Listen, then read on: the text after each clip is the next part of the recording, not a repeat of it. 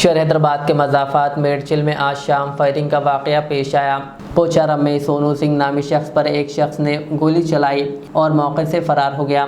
सोनू को फौरी तौर पर यशोदा अस्पताल मुंतकिल किया गया, जहां इसका इलाज जारी है।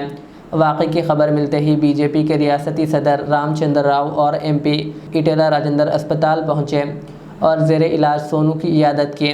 बीजेपी कायदीन ने अपने बयान में कहा कि हैदराबाद के पोचारम इलाके में गायों की गैर कानूनी मुंतकली को रोकने पर फायरिंग इंतहाई तशवीशनाक है। उन्होंने हुकूमत से मुतालबा किया कि फौरी तौर पर मुजरिम को गिरफ्तार करके इसके खिलाफ सख्त कानूनी कार्रवाई की जाए ताकि ऐसे वाक़यात की दोबारा रोकथाम हो सके।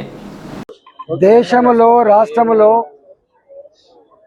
గోమాతను పూజించేటువంటి సనాతన ధర్మాన్ని నమ్ముకున్నటువంటి లక్షలాది మంది భక్తులు ఇవాళ గోరక్షకులుగా గోవులు కాపాడుకునే ప్రయత్నం చేస్తారు, వాటిని సంరక్షించే ప్రయత్నం చేస్తారు. గత కొద్ది కాలంగా కాంగ్రెస్ పార్టీ అధికారంకి వచ్చిన తర్వాత గత కొద్ది కాలంగా ఈ గోవులను తరలించేటువంటి వాళ్ళకి అండగా ఉండేటువంటి వాళ్ళు గుండాలు, మాఫియా కొంతమంది వాళ్ళు కాపాడుతూ ఉన్నారు.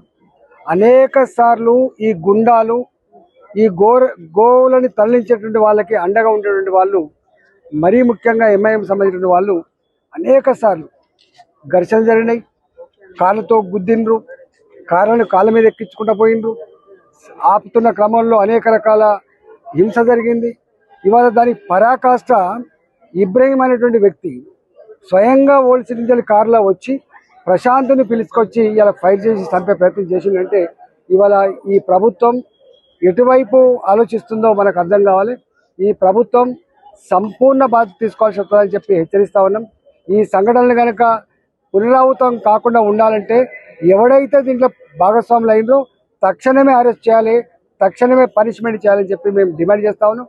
నిన్నెట్లయితే నిజామాబాద్లో ఇలా దొంగలు స్వయంగా పోలీసులనే చంపి ఛాలెంజ్ చేసిండ్రు, ఇవాళ ఇంత భయం లేకుండా ఇవాళ రెండవ ఛాలెంజ్ ఇక్కడ చేపట్టింది. కాబట్టి ఇవాళ లక్షలాది మంది, కోట్లాది మంది మనోభావాలను కాపాడాలంటే ఈ ప్రభుత్వం తక్షణమే స్పందించి వాళ్ళందరినీ కూడా అరెస్ట్ చేసి చట్ట ప్రకారంగా శిక్షించాలని, రాబోయే కాలంలో ఇట్లాంటి సంఘటన జరగకుండా ఇవాళ చర్యలు తీసుకోవాలని చెప్పి ఈ ప్రభుత్వాన్ని హెచ్చరిస్తా ఉన్నాం.